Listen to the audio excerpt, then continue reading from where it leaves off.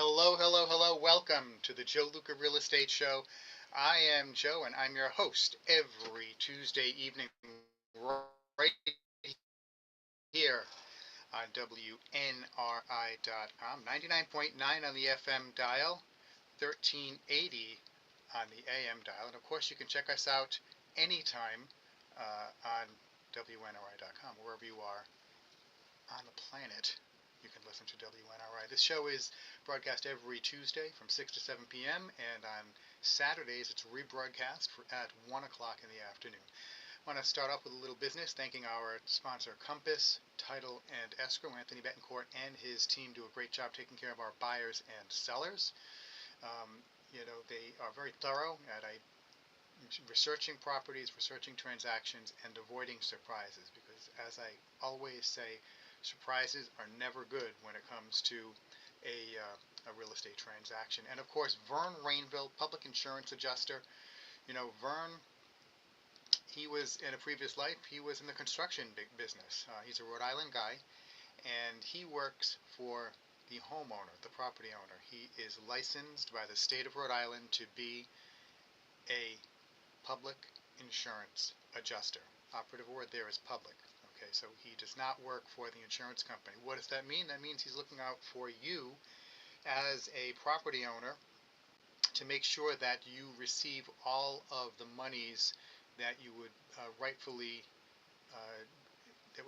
be due to you on your claim. And a lot of times, these big national companies advertise, give us a call, we'll come out within 24 hours and cut you a check. That's great, but unfortunately many times, within 24 hours you don't know the extent of the damage at that time, or how damages could increase or expand down the road.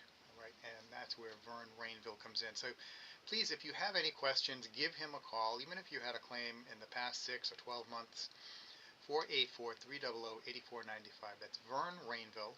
He'll get back to you within 24 hours. Rhode Island guy, his phone number is 484-300-8495. Vern Rainville, public insurance adjuster, as I like to say, extraordinaire. I've referred him to colleagues, to friends, to clients, and he never disappoints. He's very good at his job. Okay, so here we are, another week, episode 632 for the Joe Luca Real Estate Show right here on WNRI.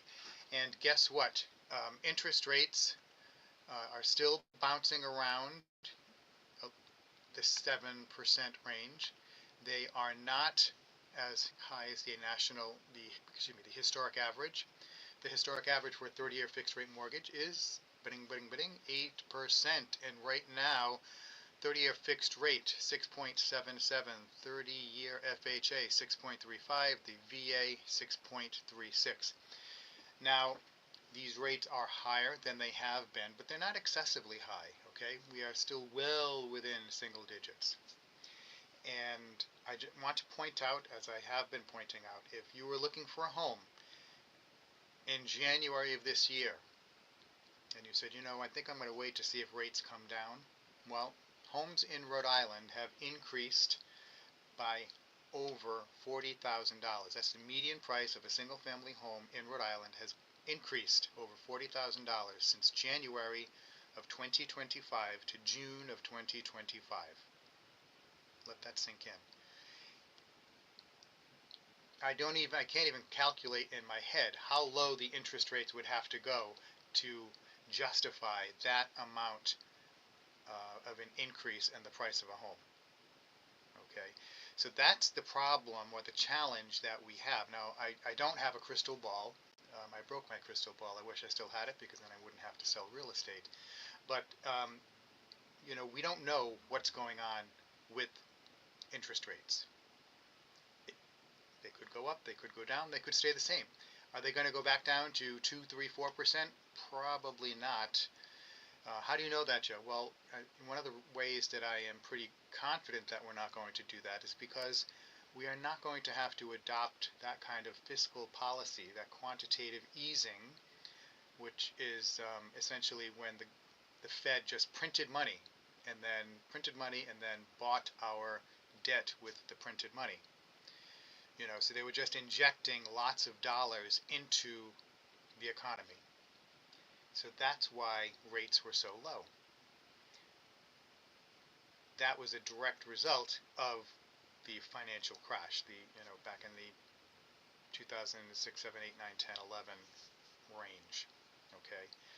Um, so the historic average is 8%. We're not going to go back down to the 2, 3, 4, 5% or 2, 3, 4% range. We may get back into the fives again. But what in this part of the country, in Rhode Island and southern Massachusetts, or most of Massachusetts actually, home prices are not taking a break. The home prices are not waiting to increase until interest rates come down. They're continuing to increase. Okay? So if rates come down, okay, and the rates that we're talking about, folks, these are air quotes prime rates, okay, for the folks that have perfect credit that are buying a single family home that they're going to live in full time. If you're buying a vacation home, the rates will be higher. If you're buying a condo, rates will be higher. If you're buying a multifamily, rates will be higher. If you don't have great credit, rates will be higher, okay? I have lenders. They can do loans, mortgages for people who have FICO scores in the 500s. If you have a FICO score in the 500s, you're not going to be able to get a super low rate with no money down or very little money down. You're going to have to put money down. Okay, you can't have a low down payment and a bad credit score. Okay, so that's just the way it is. However, even if you're paying 8, 9, 10%, which I don't know anyone who's getting a 10% rate for a residential mortgage now, unless they're going to a private lender, that's still better than paying 100% in rent. Okay? So there are a lot of things, that need to be considered when deciding what to do and whether to wait or not to wait. But it's pretty easy in Rhode Island because home prices they're chugging right along, increasing. And folks, what I want to point out, and I mentioned this last week, is that if rates drop, what's going to happen is now more buyers can qualify to buy a home. So that's going to exacerbate the problem. We're going to have larger pool of buyers chasing a finite number of homes for sale. So we have to be careful what we wish for, because that could become a problem. All right. So tonight I want to we talk about buyers a lot and why it's important to, become a home buyer or a homeowner if you're not a homeowner and you're looking to buy a home. But I want to talk about some subjects that are kind of geared towards sellers. Okay. And one thing that a lot of times people aren't aware of, or they forget if they bought a home before, is that home sellers have closing costs. Okay, and you have to expect you're going to have closing costs. Now, of course, when you're working with Joe Luca Real Estate and Compass Title and Escrow, they let you know right up front. We'll let you know, give you an estimate for what those closing costs could be. All right, but if you are monitoring the value of your home so you can sell it, and you're trying to determine how much your profit is going to be after you pay all of your expenses, okay, real estate compensation fees, other things like that, you need to kind of, figure out what your net proceeds are going to be, and we can talk a little bit about that. So if you have the sales price of your home, let's say it's $350,000, so you're paying off a $200,000 home loan, so it seems like you're going to retain $150,000 profit, but before you start counting your dollars and determining how much home you can buy, how much of a bigger home, you need to factor in closing costs, okay? And this is what the closing and title attorney would generate. It's a settlement statement. This explains all the charges and the credits for both buyer and seller in a real estate transactions, okay? And when you're selling, obviously you don't care so much how much the buyer is paying. and closing costs unless they're asking you to pay for them. You just need to know what you are going to have to pay as a seller. And one of the more significant closing costs for sellers at settlement, of course, is the compensation for the real estate agent. That's not a set amount. That is an amount that is negotiable between the agent or the realtor and the seller. So they vary from individual to individual, from brokerage to brokerage, state to state, etc., etc. There are no federal or state laws that set commission rates. So, as I said, it is something that is negotiable. All right. If you have any questions on this, please feel free to reach out to me. Of course, you can call during the show, 401-769-0600, or you can reach out to me after the fact at 401-409-5030. That's my work cell phone number. That's 401-409-5030. You can also text me at that number. If you're just tuning in, this is the Joe Luca Real Estate Show. I'm Joe. It's Joe Luca, L-U-C-A. I'm a realtor, and I've been working with buyers and sellers of real estate since 2006. So if you have questions, I probably have the answers you're looking for, and if I don't, I will certainly get them to you ASAP. So second cost that excuse me, sellers have to be concerned with is, surprise, surprise, the loan payoff costs. So if you have a mortgage on your home, okay, that will have to be paid off so that you can satisfy the lender. All right, so your mortgage payoff balance will typically be a little bit higher than the remaining balance that you'll see on your mortgage statement. So this is because the lenders have prorated interest on the mortgage. So let's say you get your statement and it's dated as of the 5th of the month and you're closing on the 22nd. Those days after the 5th of the month get prorated so that you're paying the interest on the loan all the way up until the day you close. So if you owed $200,000 in my example, okay, the interest is calculated on your principal balance, $200,000, for that full 21 minus 5, that 16-day period, okay. In some cases, your lender may require you to pay a prepayment penalty for paying off your mortgage loan before the end of the term. This is highly unusual. I don't want to say it's unheard of, but it's highly unusual in this economy and where we are in the business cycle now. Now, back in the 2000s, there were all kinds of crazy loans that were issued, but I'm pretty sure by now everyone has gotten out of those loans. Okay, well, they would have had to, because typically there would have been balloon payments that were due, and that was 20 years ago, more or less. So it's unlikely that there will be a prepayment penalty. If you have a home equity loan or a line of credit in addition to your mortgage, the lender will require this to be paid off at settlement, at closing, okay? And that would be an additional cost. So in my example, you're selling your house for $350,000. Let's say you had a mortgage with a balance of $200,000, and let's say you had a line of credit that had a $5,000 balance on it. Okay, so now the bank or banks need to be compensated in the amount of $205,000. Okay. And then whatever your per diem charges are for each of those loans, which that could be hundreds of dollars for the $5,000 loan and thousands of dollars for the larger loan. But again, that's typically it. What I do, what Compass Title and Escrow, any good title attorney will do, they handle all of that for the seller.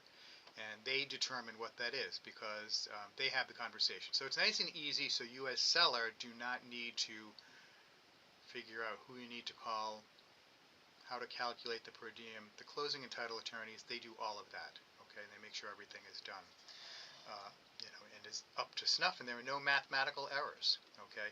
Something else, which we do have this in Rhode Island, they're called transfer taxes and recording fees. We pay property taxes, okay, those go to the town, the city or town. The property taxes are for all the services you receive from your town, school, police, fire, etc. and that's property taxes. And then you have transfer taxes, tax stamps.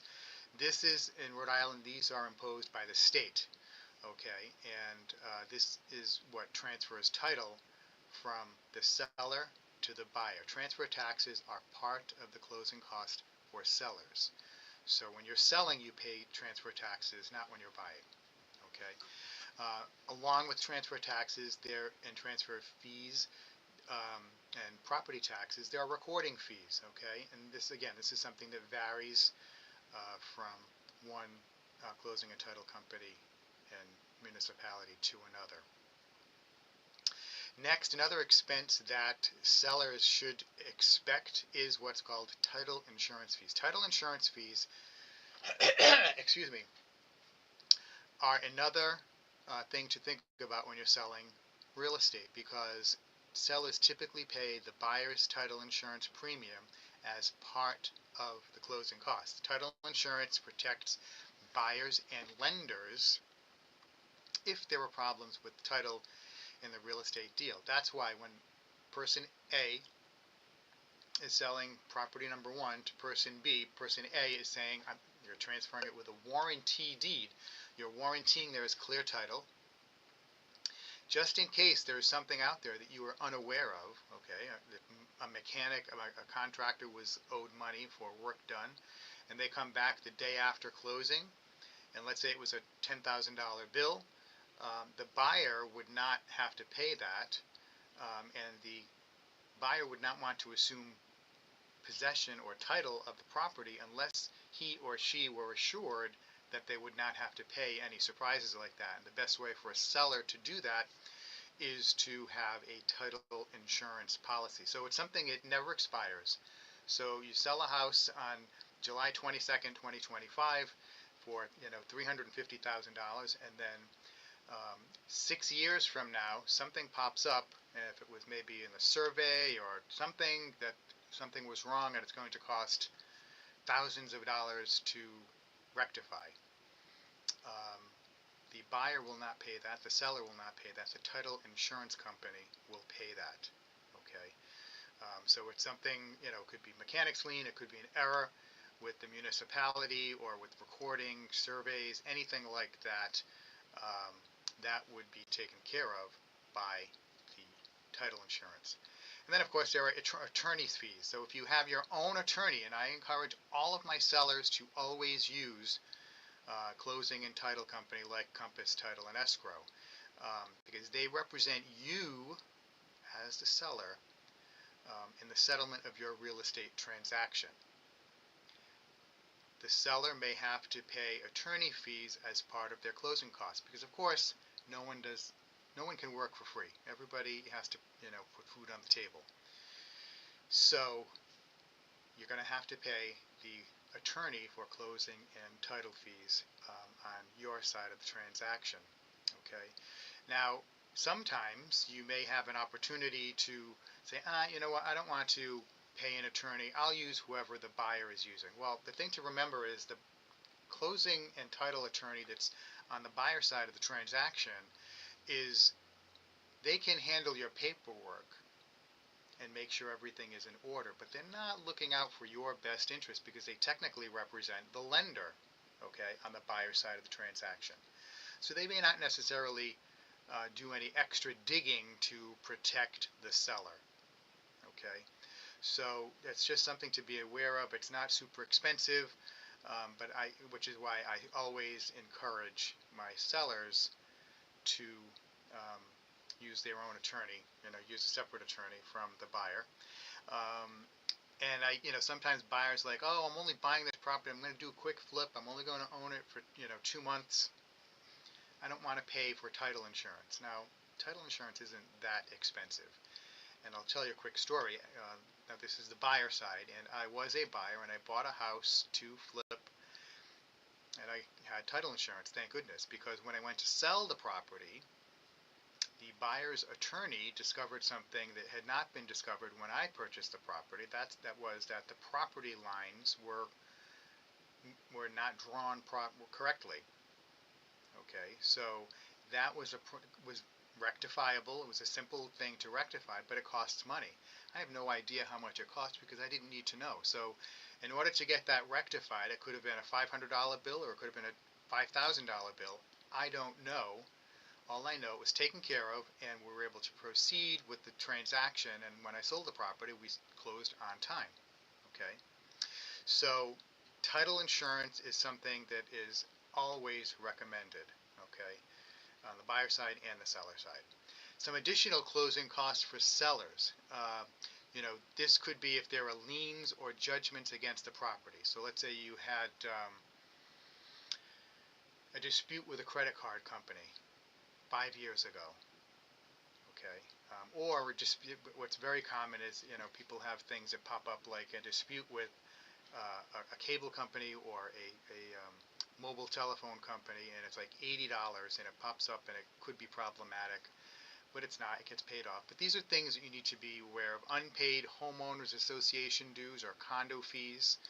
Um, uh, those are things that can be an additional expense, as well as escrow fees. So let's say there was not adequate money in your escrow account with your lender to pay property taxes or to pay uh, insurances or things like that, or that deficiency would be paid at closing. Okay, and it would be prorated up to the closing date, the settlement date. So if you're selling a condominium, and let's say you hadn't paid your condo fee in 2 months, and you're closing in the middle of the month, okay, they would factor in 2.5 months of condo fees that would be paid to the condo association at settlement.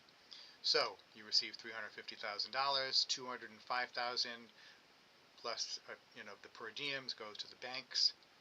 The compensation for the real estate agent gets chopped off.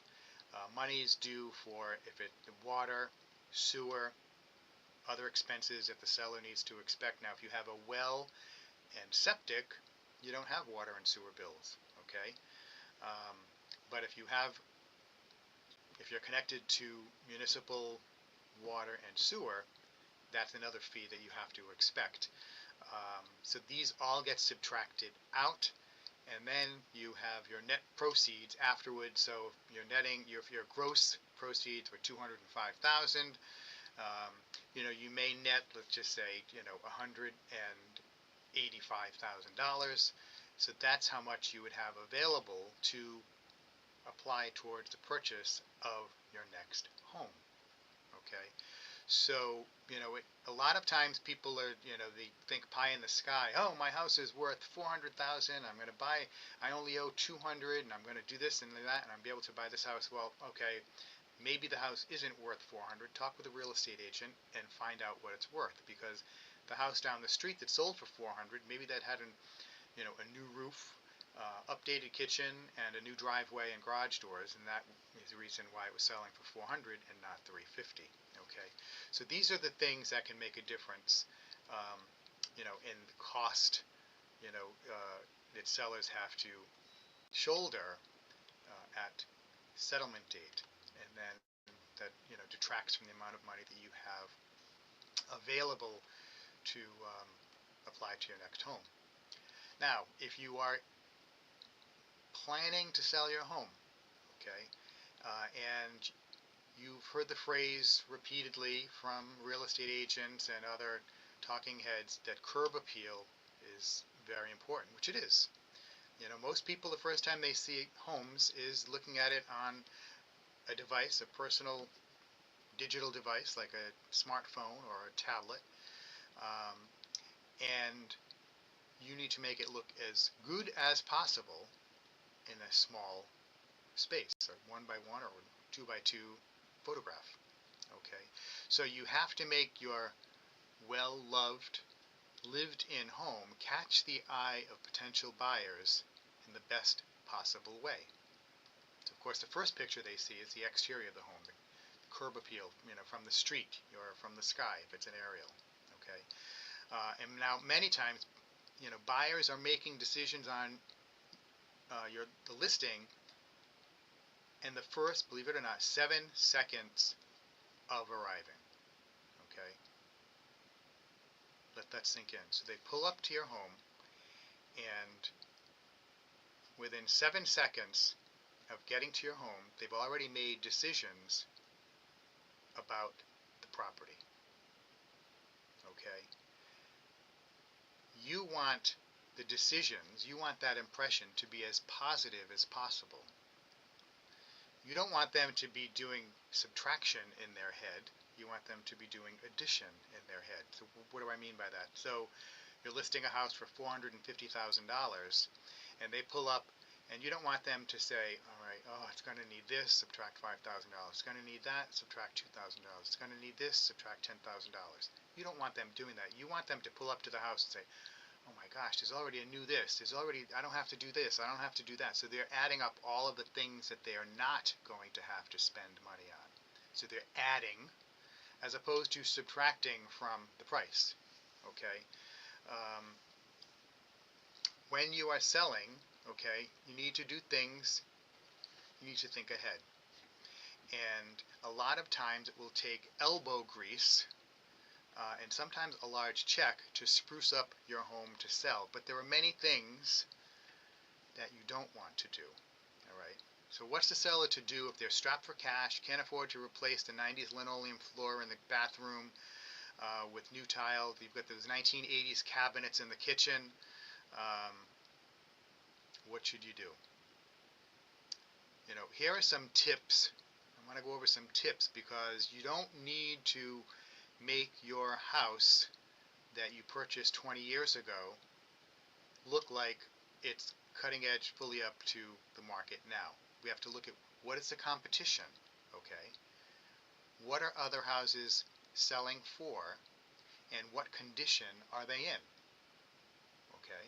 Are they in 2025 condition? Are they in 2020, 2015, 2000?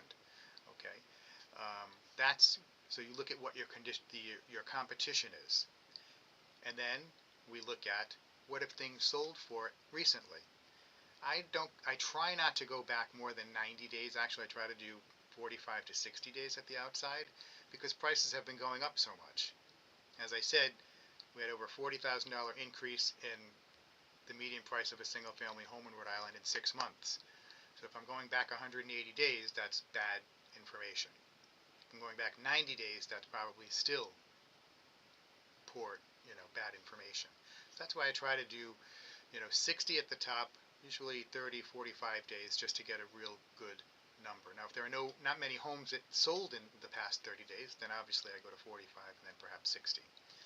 So, painting the right rooms. Do you have a meager paint budget? Don't worry. Relax.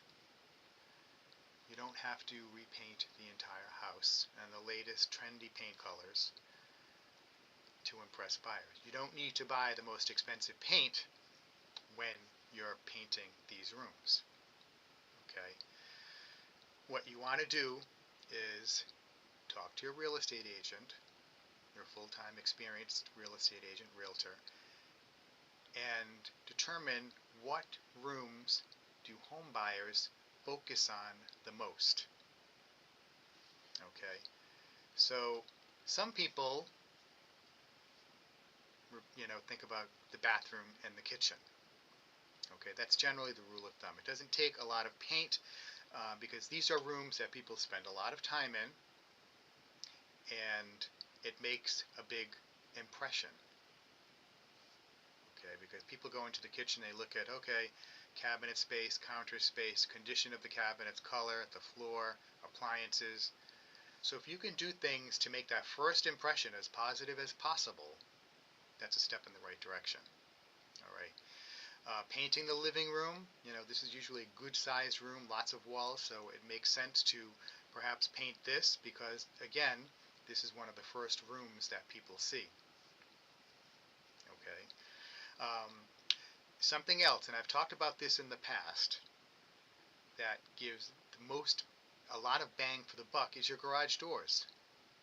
This is something that should be on a high priority list. Now, obviously, it costs more than painting because it's not something that you could and probably shouldn't do yourself. But when you replace a garage door, it increases the value of the home more than the cost of the garage door. Okay. Um, and when you think about it, if the garages are on the front of the house, they can take up easily 40% of the front of the home. Okay. So if you have an impressive garage door, okay, now maybe you just need to paint the garage doors, but if you have garage doors that are falling apart, you probably should try and invest some money and replace them or repair them. Okay, because again, this will go a very long way towards brightening the home's first impression. All right, and something else is your front door. If your front door is in lousy shape, water damage, dry rot, replace it. At the very least, clean it up, scrape it, and paint it. Okay, yellow and cherry red are kind of sexy colors that attract buyers. All right, so that's something to bear in mind. Yellow and red for the front door, not for the house. Okay, something else. Try to get staging advice. Okay, if it's paint colors, arranging furniture. You know, home buyers just sometimes you don't know where to start, especially if you're working full time, you've got kids, or you've got a couple of jobs, you're overwhelmed, stressed out. It may be worth getting some staging advice from a professional stager. Home staging can eliminate guesswork, and you're working with someone that has the experience with presenting a home in the best way so that it appeals to prospective buyers. Okay, um, you know, I want to just point out the whole shebang of home staging. You watch these shows, it can get super expensive really quickly. Um, so you want to talk to your realtor, and you want to do some research about the options that are available to you for your home, your budget. Okay, if you're living in Barrington, you're going to be looking at one type of a stager. If you're looking in a working class neighborhood, you're going to need another type of a stager. Okay, that probably won't cost as much money. Okay, something else that people can make a good impression is staging your closets and your pantry. Now, this is something I'm hesitant. I have a seller, they're preparing their home for sale, and they just have rooms full of stuff. It's really overwhelming, and I don't tell them, yeah, you have to take all that stuff out, get rid of it. Oh, and by the way, you need to reduce the clutter in your closets too, because sometimes that will push people over the edge. But staging is not limited to furniture and artwork. Okay, you can stage your closets, your pantries, kitchen cabinets, just to show how much storage capacity you have. And since this is something that you can do yourself, it doesn't cost anything. Just maybe get some boxes, so get those extra dishes or whatever they are, vases out of the cupboards, put them in boxes, and then if you have to, rent a storage facility or, get one of those pods in the front of the house, you can do that as well. When you have a pantry that's chock full, closets that are bursting at the seams, it's tough for buyers to visualize the space and how big it is. Okay, especially in dark rooms or darker areas of the homes, which is why something else I always say: replace your at least light bulbs with bright bulbs. Get rid of compact fluorescent bulbs. Get rid of dim bulbs. You want to put bright lights in. Okay, because the prospective buyer, they're going to see better, and it's going to feel more cheery and more open. Okay, if you go into a room, it's poorly lit, doesn't have a lot of natural light coming in, and you open the closet door and there's no light in there, or worse yet, there is a light but there's so much stuff in there, not much light is shown in the closet, that's not good. Light is very, very important, and good light. Don't cheap out on light bulbs. If you can buy cheap new light fixtures at Home Depot or Lowe's or the local hardware store, they can be very inexpensive. You can get ceiling fans with lights, not that they provide a lot of light, but for less than $100. So you can get ceiling lights for less than 25 bucks at the big box stores. Okay. So light is also expensive, especially to show off your closets. Ideally you want to try and remove 1/2 to 1/3 of the stuff in your closets, your cabinets, your pantry, so that way home buyers or prospective home buyers are able to see most of the floor and the ceiling. Okay, if you are a clothes um, a clothes hog, and with lots of shoes, you need to get rid of that stuff so that the prospective buyers can see the floor. Okay, I've had homes where people have had hundreds of pairs of shoes. And folks, it's not just women, and it's not just wealthy people. Okay, you'd be surprised. People spend a lot of money on footwear, and you need to declutter that stuff too. Okay. Something else: dull and drab floors. Try and restore them. Okay, you need to clean them up. You can breathe a lot of life into old floors and even fill in scratches by mopping on a water-based polyurethane wood floor restorer to get it back to a rich high gloss finish like a newer floor. You don't have to pay to have the floors sanded and everything like that. Now, of course, you need to remove the furniture to do this and take out the scatter, the carpets, if you have some scatter rugs in there. And if you need help with this, that's something you could reach out to GMET's Moving and Storage for, because they'll take your stuff, move it out of the house, put it in their storage for you, so you don't have to stress out about that. And you're going to have to move everything out of your house at some point anyway, so that's why it's worth working with GMETs. Typically, just putting one application on your floors for this would get you through the traffic necessary to sell your home. Okay. Next, upholstery cleaning. Now, upholstery cleaning is important not only to make it look clean, but it also removes odors. Okay, if you have pets, or if you smoke, or someone in your household smokes or has smoked, you gotta get rid of that smell. That is a turn off, and get rid of the smell of pets, because that can be a turn off too. Even people who have pets, many times they walk into a home and they smell the remnants of dog fur, cat fur, bird dander, or when they pee on the rug. It's not positive. Even pet lovers don't enjoy that smell. So there are things that I'm sure you'd rather do on the weekend than go to the store and rent a carpet and upholstery cleaner, but it's a chore that will definitely pay off, especially if you have pets or smoke. Okay, because it's going to get rid of the wear and tear, it's going to freshen up the fabric, so that visual appeal, that pop, is going to be there, and then it's going to eliminate or the smell, the odor, and perhaps even put a pleasant aroma as well. Okay.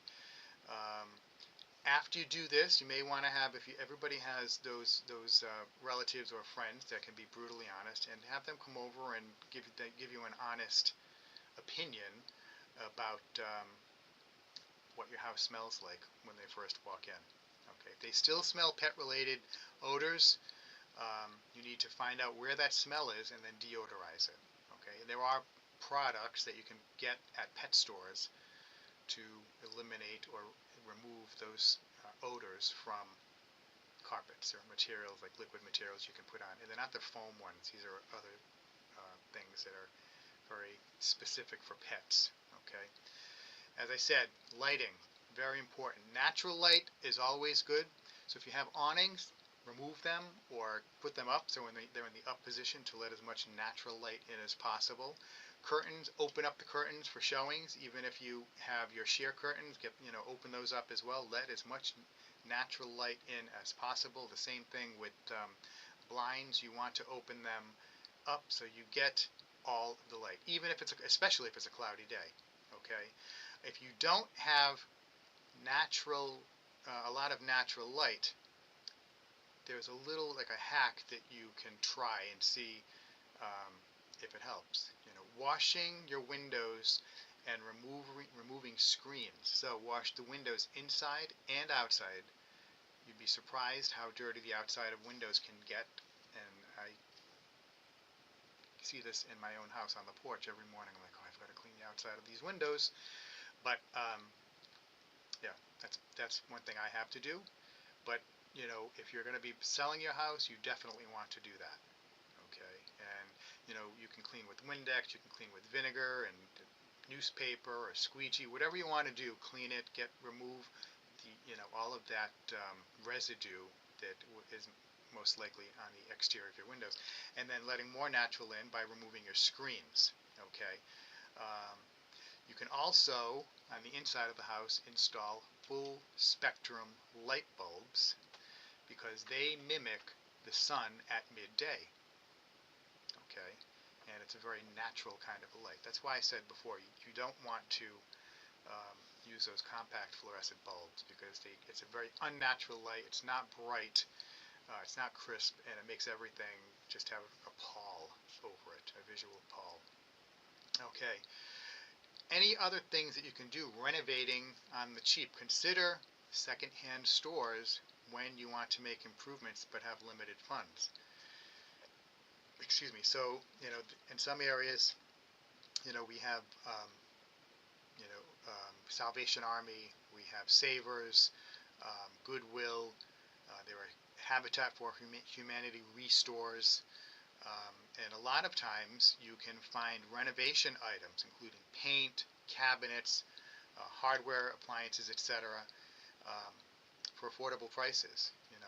I may end up doing that. I have a bathroom vanity that I'm not using, and it's never been used. Okay, and I'm going to have to get rid of that. It's white. It's a single sink bathroom vanity. So if you know anyone who's looking for that, have them reach out 401-409-5030. But yeah, you can go to these places to get materials that are less expensive. Okay, so and then also, your purchase helps contribute to affordable home ownership in your community if you're going to one of these Habitat for Humanity restores. Also, don't forget your yard. Okay, landscaping. Um, plant some flowers, edge the beds, edge the grass along the driveway and along the walkway, etc. This makes a big difference. As I talked about last week, this is high impact. It's like zero to low dollar investment, and it can make a huge difference in your home. So don't overlook little things like that because that can really make a big difference. And again, if you have too much stuff and let's say, well, I don't want to get rid of it, I'm moving to a bigger house, call up GMET's Moving and Storage or go to their website, gmetsmoving.com. They can take your belongings out while you're working on the house, or they can take them out and hold on to them until you're ready to do the full move. So if you have, in your living room, you've got these two extra big chairs that are very comfortable, but they make the room look cluttered, maybe you want to have those removed so the house shows better. Okay, so those are some things that you can do, just to be aware of. There are some other things. There are some upgrades that I mentioned already that don't cost a lot, but again, I want to reiterate. I want to emphasize how important they are. Like repainting the front door. Okay, a lot of times we forget about the front door, and and because you go in the door of the garage or the side door or the porch door or whatever it is, but the front door is usually the one that's facing the street. And if you have, a white front door with, the entryway around it, with the, the windows, paint's peeling, there's a lot of pollution on there, dust on there. You want to, clean it off, hose it all down, scrape off the peeling paint, repaint it, and then paint the door a contrasting color. As I said before, two of the sexy colors are yellow and red. You can also do a green or a blue, but you want something to make it pop and look positive. Okay, so repainting the front door, that's something you could, scrape it, paint it, do everything all in one day, if necessary, definitely in one weekend. Okay. Um, you know, people, we talked about the kitchen and the bathroom. A lot of times you can, if you just change the hardware on your cabinets, okay, you've got this old, brass, doorknobs, or, whatever color they were, black or something like that. Replace them to something that's newer, like the nickel color that's in now. Um, that might make it pop. Maybe if you have the time, paint your cabinets white, okay? Um, and then you put the new hardware on there, they'll look like new cabinets, okay? So just swapping out door pulls, cabinet knobs, even faucets, okay, for the sink, can make a big difference in how your kitchen and or bathroom present. It can really update the space for not a lot of money and not a lot of time. Okay, it's just like an instant upgrade um, for a portion of the money. Even if you have to pay someone to come in and replace the faucet in the kitchen or replace the faucet in the bathroom, it's well worth it. It's well worth it, because and then everything else you can do yourself. I would just, again, if you're going to be painting cabinets and replacing hardware, take your time and spend probably almost as much time in your preparation work as you are for the actual task of getting the job done. Because it will make a big difference. And what you don't want to do is you don't want to have, like, you're painting the cabinets and you splash paint on the floor or the window and then don't clean it up, because that's going to be a negative thing. It's not going to help. We talked about lights already, but if you can, light bulbs, but if you can actually replace fixtures, light fixtures, okay, update light fixtures. And sometimes you can find newer fixtures when you go to a Savers or a Habitat for Humanity Restore or Goodwill or a Salvation Army. Sometimes you can find newer fixtures than what you have in those places as well. So don't be shy about checking those out. And it can be pretty inexpensive. And then lastly, we talked about the floors, with the hardwood floors. If you have carpets, call up one of these professional carpet cleaning companies and have them clean the carpets, okay? Because even a middle of the road carpet cleaning company is going to make dirty carpets look better, okay? Obviously, you want to get someone that's licensed, insured, reputable, and has a good reputation, and that's something you can talk to your real estate agent or your realtor about. But that's something else that you want to do too. You want to get your carpets professionally cleaned, because again, that will also eliminate unpleasant smells. Okay, it's not necessarily going to add much in dollar value, if anything, but it's going to remove a huge potential turnoff. Okay, and I mean huge, because that's one of the first things you experience when you walk into a home. After you see it, you walk in and you breathe in. What do you smell? Okay, maybe the room looks good, but you smell dirty smell. You smell cigarettes. You smell, pet urine. Okay. Um, something else that I've read about, and I don't typically encourage this, is new insulation. It's in the attic. People aren't going to really see it. I disagree with, that. I don't think that that's something that you should spend time or money on, because it's not pleasant, and it's not inexpensive. And it's not going to do anything. It's not curb appeal, and it's not going to do anything to increase the value of your home. So I want to, that's not something you necessarily should do. Folks, if you have questions on anything we talked about tonight regarding expenses to expect, things you should do or shouldn't do when you're preparing to sell your home, please give me a call, 401-409-5030. That's my work number. You can text or call 401-409-5030. And again, it's Joe Luca, L-U-C-A. And if you don't remember anything, just Google me, Joe Luca Realtor. Okay, that's L-U-C-A Realtor, R-E-A-L-T-O-R. You can find me on Facebook. You can find me on Snapchat. You can, no, not Snapchat too much, but TikTok, Instagram, Twitter, LinkedIn, YouTube. I try to put a lot of content out there on a pretty regular basis. And again, my number 401-409-5030, text or voice. Thank you very much for tuning in. Next week we will be back. We'll talk about current events in the real estate market at that time. I want to thank our sponsors who have been with me for a while. Vern Rainville, Public Insurance Adjuster.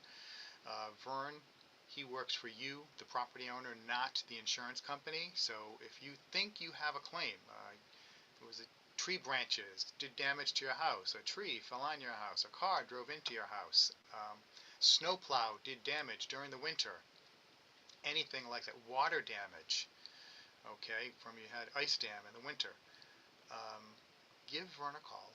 His background is in construction.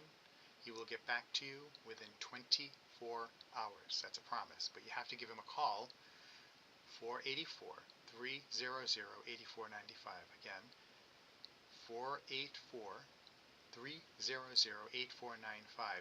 Because, folks, if you need something done and you think you may have had a claim on your insurance, why not have the insurance company cover the repair so you don't have to cover it to get your home ready to be sold? Okay? So Vern Rainville, he's licensed by the state of Rhode Island. He lives in the state of Rhode Island. I know he doesn't have a 401 area code. It's 484-300-8495, but he's a Rhode Island guy. He will get back to you within 24 hours. But you just have to give him a call. Okay? And again, quick story. So I had someone that they had a couple of missing shingles on their roof as they were preparing the home for sale. And the roof was kind of old. It was like 15 years old, and it looked okay other than the missing shingles. But I told them, I said, call your insurance company, see if they'll make some repairs. They got the whole roof repaired. So guess how that helped sell the home? When you can say brand new roof.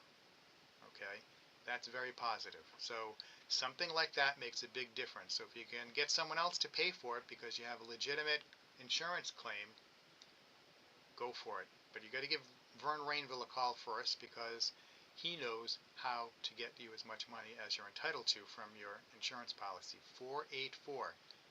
484-300-8495. I also want to thank Compass Title and Escrow, Anthony Betancourt and his team do a great job taking care of our clients, negotiating with whoever needs to be negotiated with, solving problems, avoiding problems. They're very reliable. It's kind of like set it and forget it. I don't have to worry about anything with them when they are on the case. Okay, so folks, you've been listening to the Joe Luca Real Estate Show right here on WNRI 99.9 FM 1380 on the AM dial. Please stay tuned to the channel because we are going to have a great show. I talk about it every week coming up with Rick Mernier, and that is Yield Time Ministry, where you get some good Bible, some good scripture interpretation. The Bible, it's not just a spiritual book, it's an historical book, and Rick Mernier does a fantastic job explaining everything. So please stay tuned, and we will be back next week. Thank you, everybody. Take care. Bye-bye. Thank you very much, everybody. Bye-bye.